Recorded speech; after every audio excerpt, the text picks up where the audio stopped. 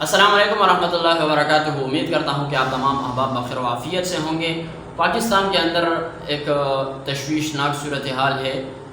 روزانہ میرے خیال میں پاکستان کے اندر کوئی ایسا دن نہ ہو کہ دشمن کی طرف سے پاکستان پر کوئی ایسا حملہ نہ ہو جس کے اندر پاکستان کے جو بہادر بیٹے ہیں پاکستان کے اور ہماری جو فوج ہے اس کے جوان شہید نہ ہو۔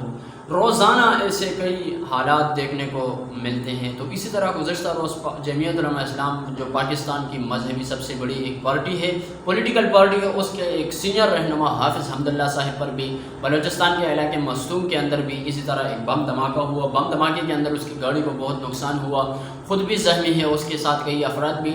لیکن ہم حیران ہیں کہ پاکستان کے اندر کس طرح لوگ رہ رہے ہیں کہ حافظ حمداللہ صاحب کے اس دھماکے میں زخمی ہونے پر وہ اپنے خوشی کا اظہار کر رہے ہیں۔ بعض لوگ یہ کہہ رہے ہیں کہ حافظ حمداللہ صاحب نے اس کے جو چہرے پر، اس کے جو کپڑے پر جو خون لگا ہوا تھا وہ بکرے کا خون لگا ہوا تھا، وہ ایک ڈرامہ رچایا ہوا ہے، وہ زخمی نہیں ہے۔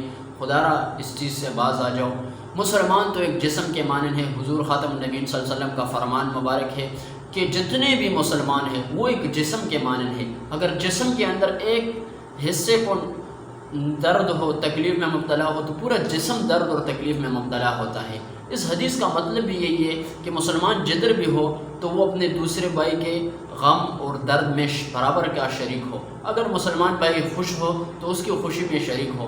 آج جمعیت علماء اسلام ایک بہت بڑے غم اور درد میں مبتلا ہے، تو یہ میرے خیال میں یہ ایک اچھی چیز نہیں ہے اور یہ غلط تاثر دینا ہے، کیونکہ دنیا تو ویسے بھی ہمارے مخالف ہے اور وہ تو چاہتی بھی یہی ہے کہ پاکستان کو اندرونی اور بیرونی سازشوں کا اعلی کار بنا کر ان کے خلاف ایک نئی سازش سامنے لائی جائے۔ تو میں اپنے ان تمام دوستوں سے یہ ایک گزارش کرنا چاہتا ہوں کہ سوشل میڈیا پر ایسی پوسٹیں نہیں کرنی چاہیے کہ حافظ حمداللہ صاحب نے ڈرامہ رچایا ہوا ہے۔ اور بعض دوست تو اپنے جو میں سمجھتا ہوں کہ ان کی جو تہذیب اور ثقافت کو بھی بھول کر اتنے آگے نکل چکے ہیں اس سیاسی نفرت اور منافرت میں کہ حافظ حمداللہ صاحب کو کہہ رہے ہیں کہ اس نے خود اسمگلنگ کا سامان لے آ رہے تھے اور گاڑی کے اندر دھماکہ ہو گیا تھا اور یہ ایک بہانہ بنایا۔ تو میں حیران ہوں، حالانکہ ہمیں دیکھنا چاہیے کہ اسلام ہمیں اس وقت کیا تعلیمات دے رہا ہے۔ اسلام تو یہ کہہ رہا ہے کہ مسلمان وہ ہے کہ جس کے ہاتھ اور زبان سے دوسرا مسلمان محفوظ ہو۔ المسلم من سلم المسلمون من لسانہ و یدہ۔ حضور کا فرمان تو یہ ہے نا کہ مسلمان تو وہ ہوتا ہے، مسلمان وہ شخص ہوگا جس کی زبان اور ہاتھ سے دوسرا مسلمان محفوظ ہو۔ تو کیا ہم اگر سوشل میڈیا پر ایک پوسٹ کرتے ہیں تو اس کی وجہ سے کتنے لوگوں کے جذبات مجروح ہوتے ہیں، کتنے لوگوں کو درد تکلیف پہنچی ہوگی۔ تو میری گزارش ہے تمام دوستوں سے کہ ایسا نہیں کرنا چاہیے۔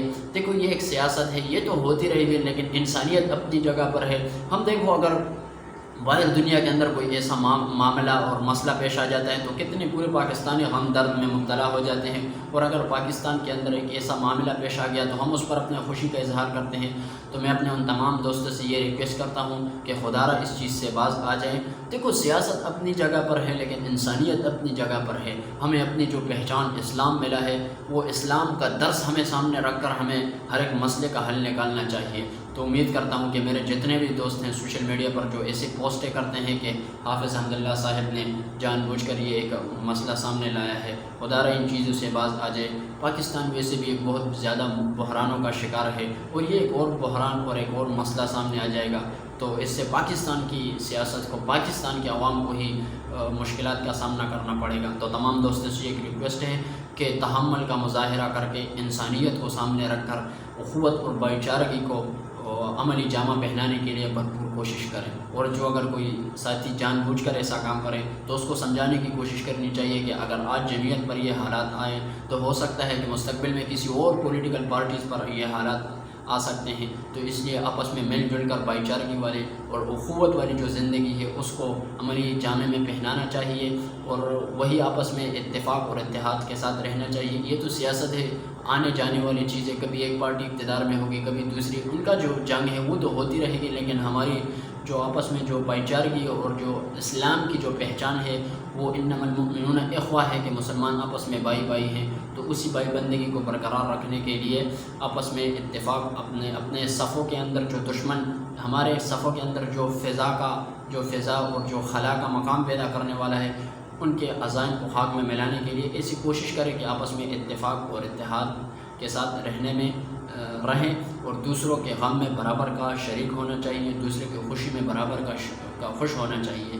تو امید کرتا ہوں کہ ہمارا یہ پیغام آپ تک پہنچا ہے، تو دوسرے دوستوں تک پہنچانے کے لیے ہمارے اس ویڈیو کو ضرور شیئر کریں۔